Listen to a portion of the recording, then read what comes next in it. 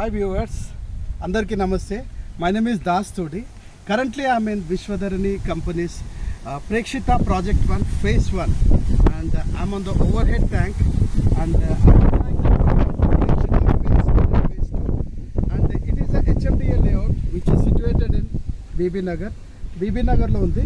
ఇక్కడ మనం ఈ బార్డర్ అంతా మనకి గేటెడ్ కమ్యూనిటీ. ఈ టోటల్లీ మనం ఇక్కడ నుండి వైట్ కలర్ బార్డర్ మొత్తము మనకి ప్రేక్షిత టౌన్షిప్ ఫేజ్ 1.